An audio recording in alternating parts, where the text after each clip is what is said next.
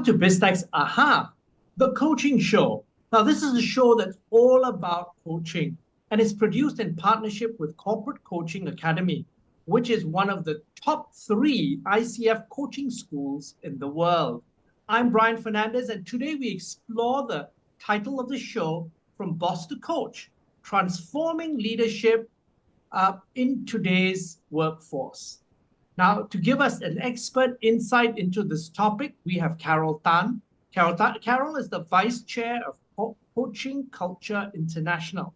She is a certified master coach, as well as a day job as Head of Sales Academy at CelcomDigi. Now, Carol, welcome to the show.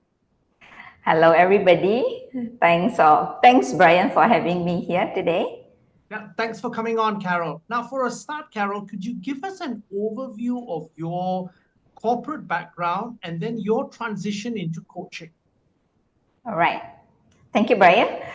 So the story started when I was, just after graduate. New graduates, we always look for a job, right? So what kind of work industry that we want to work for? So it's just fortunate. I went into FMCG. Now to do marketing, then transition to sales in pharmaceutical. So from there, I spent 5 years in driving sales, pharmaceutical. We meet doctors. So then, I started with, I was buddy on the field with one of the trainer. So from there, the trainers very inspirational. So this trainer actually do coaching, do training, and make sure that I know my product and I know how to sell. So the idea come from, one day I wanted to be like her. Now from there onwards, right? So I inspired, then I look for the journey. How do I become a trainer?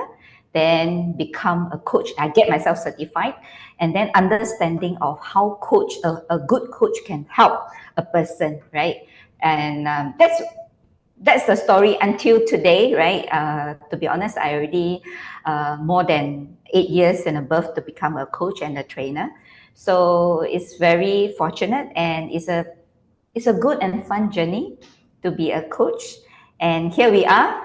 I hope that today's session we can share a little bit more to new leaders, and also the leaders that already in the system, in the organization. How do we become better leaders?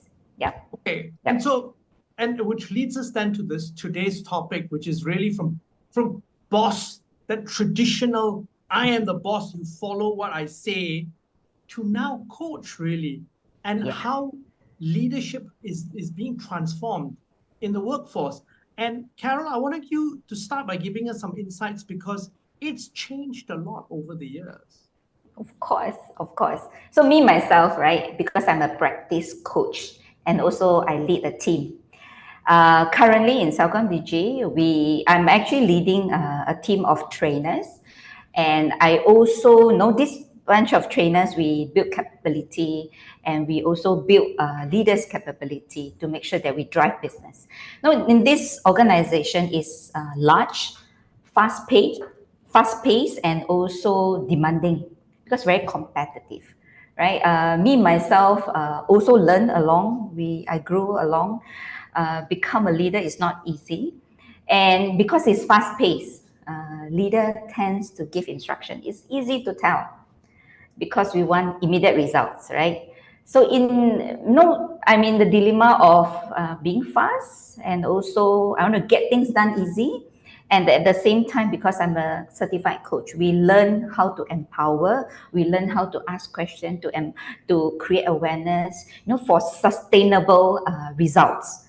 So myself also, to be honest, I'm balancing between these two.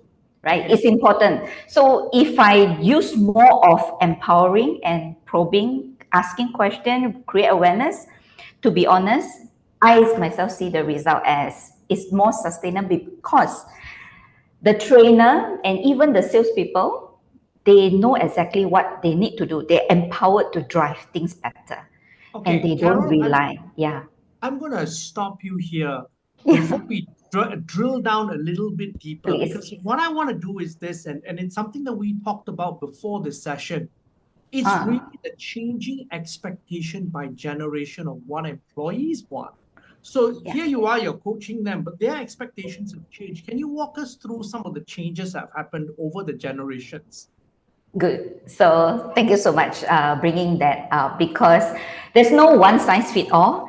I believe in current organization, many of us as the leaders, right, we are managing a range of different generation. It's starting with, the very earlier one is baby boomers. What are their traits? Actually do some reading and compile all this information. If I may, I just share a little bit. Sure. Yeah, from baby boomers, to refresh our memory again. These people are very, to a certain extent, they are very optimistic. They enjoy mentoring. They also have a strong work ethic. So the person that we can rely. So then moving into what they want from work is slightly different. So they want a loyal employer. They want, And this is where the loyal employer comes in, which is very different from today. The loyal employer, those days, during the baby boomer period, they work for the same company for their whole life. they think that hopping around is not good. Correct. So they are loyal. So, and they wanted a hierarchy culture. They want to get instruction, also clear direction, what to do. And then they are more to, I want respect. Yeah, they are respectful also, and they want respect. So slightly moving towards Gen X, which is they are very independent, they are innovative, and they are very strong in communications as well. So what they want from work, they want a trustworthy employer. They want a chance to do problem solving because they are very innovative, and they want competent colleague, as well as they want autonomy. So they want to be having a chance to say, to express. Okay, these are Gen X. So and Gen X, Carol, really for the benefit of our audience, just for yeah. us as a definition, is really people who are in their 40s and their 50s right now. Mid 40s onwards and 50s as well. Yeah, and then that yeah. really constitutes Gen X. Doesn't mean that they don't want respect, they do not want to have a chance to mentor others. Yes, they do, right? So these people, because they are working in an organization for some time, so they have huge reach of knowledge to share. So they also wanted to do mentoring. So good one. So I find it that these people are, to be honest, no, they are very solid, right? So then we move slightly to my generation, millennials, and also Gen Y, which is born 1980 to 1995, right? These people are a little bit more tech savvy, right? They wanted to collaborate. They don't want to be independent running the whole entire show. They want to collaborate. They want to talk to stakeholders, and they are focusing on what else I can do. Can I do better? What other different things I can do, right? And what do they want from work, right? They want empathetic employer. So slightly different. And they want their job to be meaningful, purposeful. They're looking at that, right? And they also want continuous improvement, training on new skills, and stability at work. So slightly different. And move to Gen Z. Z. Later on, Alpha is still very young. So Gen Z, right? Born after 1996. So they are also digitally fluent. They are a very practical person, and they want a diverse workplace. So you talk about DEY, diversity, different culture. They wanted trying different things that are very explorative. And what did they want? Competitive wages, and these people apparently they want mentorship as well, right? They want a person to talk to, bounce idea, challenge each other. They want to see how you work, and then they can do things differently. And one keyword, they want flexibility. So Okay, again, that's a big difference right now. Not only do they want flexibility, they tend to work. If you look back through the years, they tend to work at a certain organization for shorter and shorter periods of time compared to their previous generations. So if we can't engage them, they leave. They're less likely to stay around. Yeah. and remain within the organization. Yeah. So the common question, like exactly you spot on the common question during the interview, they even ask, so can work-life balance? I'm looking for that. And then is there a possibility of working from home? They want flexibility. The word is work-life balance, flexibility. So again, like what I said earlier on, there's no one size fit all. So as a people leader, so we tend to like a boss, right? Thinks that okay, I'm the boss, I'm a hiring manager, so my way. For as a coach, because you see their need is empathetic, employer, the hiring manager need to understand their flexibility, their needs, right? So it's slightly different. So So again, this is sorry, Carol. no Again, worries, no because worries. of this right now, there's a fundamental shift in the way we need to recruit people, isn't it? Because Yeah, really, what are hiring managers looking for today? There has to be a match between what these people want and those diverse generations, especially we manage now, if you're in a senior position, you're managing a hybrid workforce that is Gen X, Gen Y, and Gen Z. correct. So, in other words, what are some of the key things for you as a people leader that you need to look for in order to balance all of this?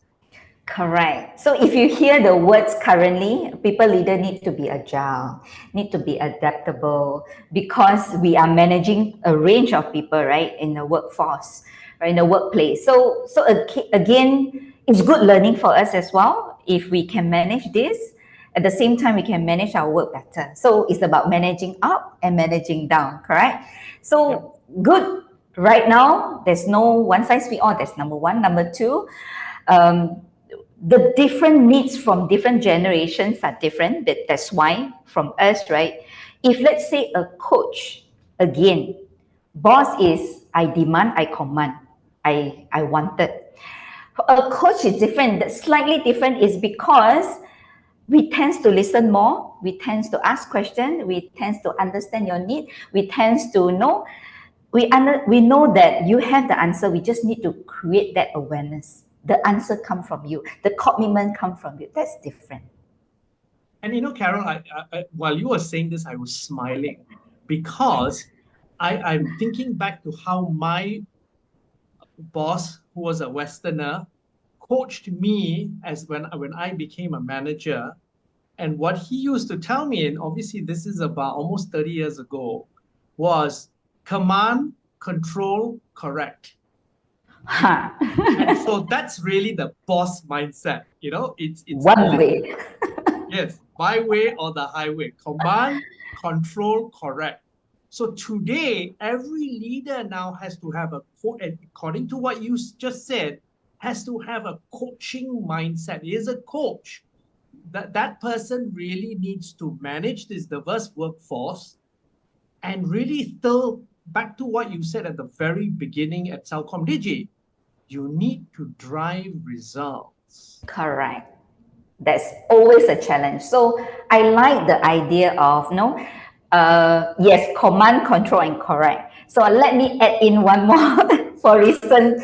So recent trend and recent practice is about push and pull.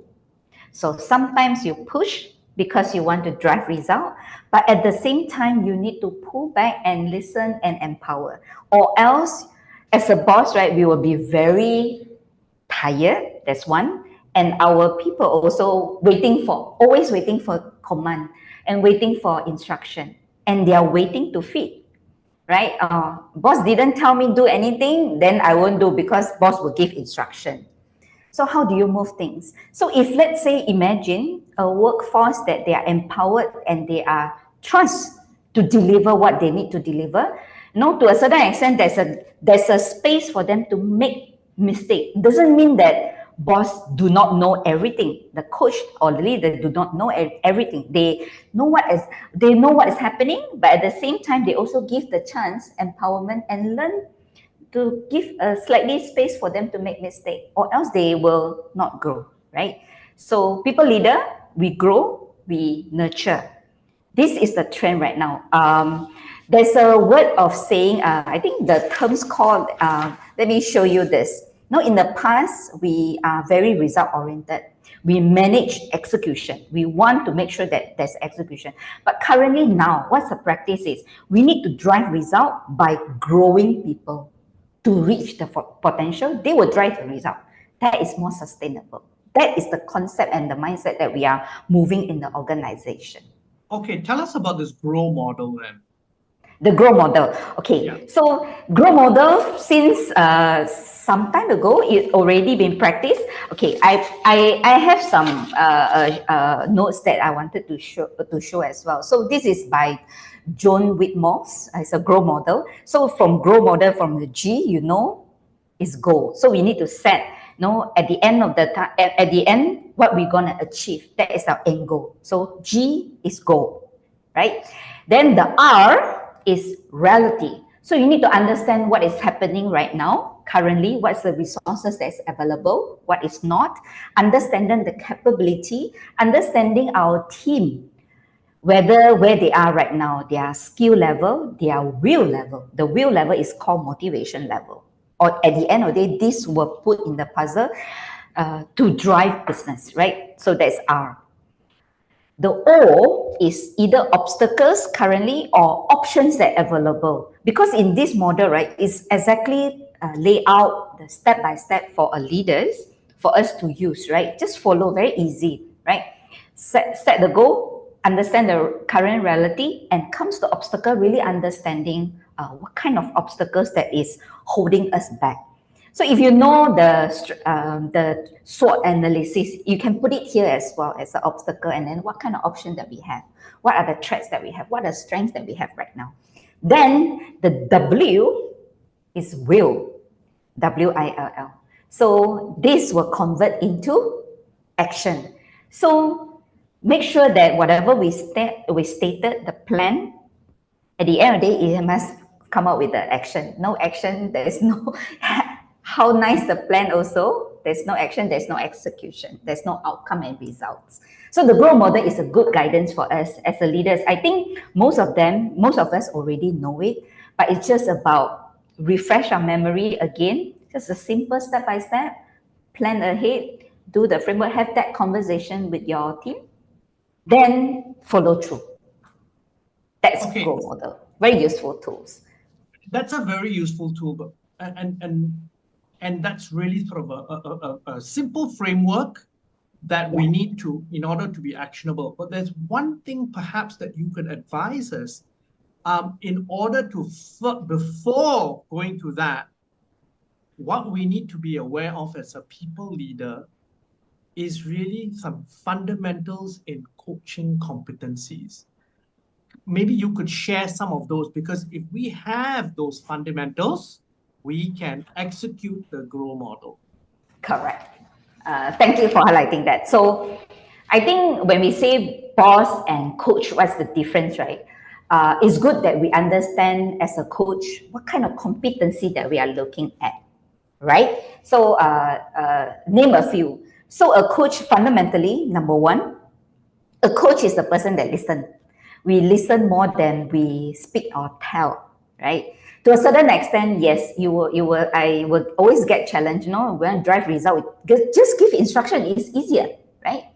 But as a coach, it's different. Now our commitment is we want to shift from boss to coach. So learn that, yeah, it's a learnable skill. I myself also is still learning, right? To a certain extent, I always remind myself, right? Listen first, pause, listen. And so, Carol, from your experience then, in terms of listening, we have certain ideas, and this is an example. I think all of us struggle with that. One of the things that I've tried to do perhaps is, instead of giving my opinion first, I actually ask the team to say what they want to say first. And then I give my opinion, because then it doesn't crowd out and they feel more involved in the whole process. Correct. Is that one of the techniques in order to do that? Yes. I imagining even in the workplace, myself in my team meeting, right? To a certain extent, we already have that idea. We already have the solution back in our mind. But don't underestimate the power of innovation from your team too. because they are the one that execute. We are the planner, we strategic plan, we catch up with them. They are the one that execute. They have different ideas and they have different insights that we can get from them. So a lot of time when during the meeting, I would say, okay, for this topic, I want to hear from you first before I speak. Because what's your thought? Because your thought is important to me. I want to hear you out. Then from there, then I also will ask, so if is it okay that I also share mine? Yeah. If I were you, I would do slightly different. Then I give my perspective too. So listen first. So one of the traits, competency, yes, as a coach, we listen. We need to listen with curiosity and empathy too. We don't judge. A lot of time we judge first, right? Because it's human. It's human. I am too, right? So listen, number one. Number two, coaching conversation, the aim is to create awareness. We say that we don't feed them information, but we ask questions for them to reflect and think. That is more sustainable rather than you give them answer. Carol, can you help us just in terms of defining it? What's a coaching conversation? You just said to raise awareness. Just define that a little bit better so that for the audience can internalize it.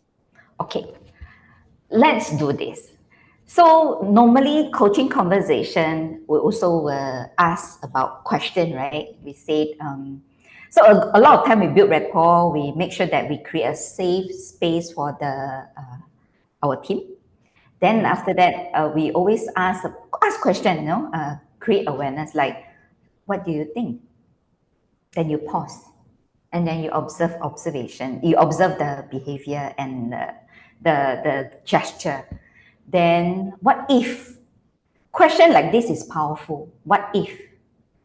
What do you think? Then how can I support you? What can we do differently? What went well? What can we improve more? All this question is to let them think and give you answer. And easy, they will tell you, I don't know. Correct? Yep. Normal, boss, you tell me lah, I don't know. Right?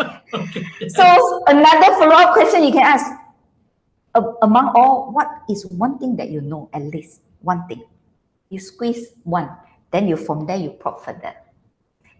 A lot of time, like us, people leader, we easy to tell, right? For them, it's easy for them to answer, I don't know. Not sure, I don't know. Safe, right? So good. So from there, don't give up. Leaders, we probe further is, what is one thing that you know? Based on your experience, tell me, share with me. Things like that. Because your input is important. That's why I want to hear out from you. Things like that is help, right? So to me, be authentic is important. So if let's say you're coming in with a facial expression like I'm the boss, that's it. You do not need to continue the conversation, right? So yeah, as a coach, if you have the empathy with you, you have the listening intention to listen, that is good enough. Then your behavior will pivot to that. If you are coming in very rushed, stern face, you don't have the chance of safe space to have a conversation. So it's a bit difficult. So listening, so create the conversation to create awareness and build trust with constant engagement. You don't have like a lot of time when we have problem, then we have conversation. No problem, no conversation. So constant engagement to build trust. That is something that as a leader we need to always do, right? Check in with them. How can I support you? How does it went? Anything that need my support? Things like that. Have that conversation. Check in with them. They will feel appreciated, right? Yeah. 3 of them. I still have 2. Probably I can share a little bit more. Develop self-awareness ourselves. A lot of time, leaders also need to reflect. Good is towards the end of the day, spend some time, do a deep reflection, how the day went, how did I do, how do I manage my team, did it well, things that I can still improve. As a coach, we continuously improve. That is something that I feel very powerful. Yep. And now final, you said you had 5 points. What's the last point? The last one. I always say how can I support you, right? Don't forget, as a coach, we always want to disrupt and always want to challenge. That's where our people grow. We always seems like very nice, very supportive. Yes, we can be nice and supportive. At the same time, we want to create awareness of, okay, I want to disrupt your thought. How can we do differently? And you have to drive results. At the end of the day, you can be supportive and nice, but then you need to drive results. So I suppose this is where then you have to disrupt, unlock potential, push people a little harder. Correct. And you always remember, as a coach, right? Few types of coaching. One is you do a proactive coaching, like people are new to a scenario or they have challenging situation, you coach them. That is proactive coaching because you want to see them grow. Another one, you coaching for improvement. They already quite good, but how do we build them into a greater level? So we want to see work behavior change, work habit or behavior change. You want to see the productivity change, we coach them. Last but not least, coaching is to manage performance, especially the behavior issue, work performance issue, or even misconduct. So this we also do.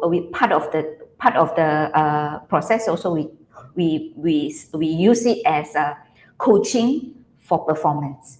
So coaching can grow, coaching can improve, coaching can also to tweak to make sure that we readjust and put them on the right track.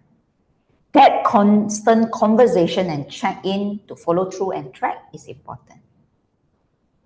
Carol, this has been a fascinating conversation. I actually learned a lot. I'm going to watch the show again afterwards. But before we leave, any final thoughts you'd like to leave the audience with? The quote that I always, very inspirational quote, the quote. I like this, a good coach can change a game, but a great coach can change a life.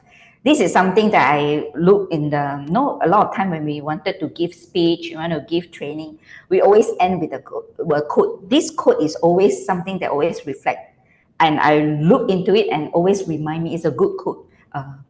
This quote that always remind me as, remember, you are developing and nurturing people, so you want to change, you attempt to change their life to be a better one. So when you are changing others, at the same time changing myself too, always improve. That is something that I like. Carol, on that note, thank you very much for taking your time to be on the show. I really enjoyed it. Thank you, Brian, for having me here, and also Corporate Coach Academy for driving this, and Coaching Culture International, that is important, the one that drive this initiative. That's why we are here today, to have a conversation and sharing. Thank you. Now, we've been speaking to Carol Tan. She's the Vice Chair, Coaching Culture International, Certified Master Coach, and Head of Sales Academy at CelcomDigi. I'm Brian Fernandez, and you've been watching and listening to BizTech's Aha, the Coaching Show, which is produced in partnership with Corporate Coaching Academy, one of the top 3 coaching companies in the world. The show will be on our website, www.biztech.asia, as well as our syndication partners, TV stations, radio stations, and websites. Thanks a lot for tuning in.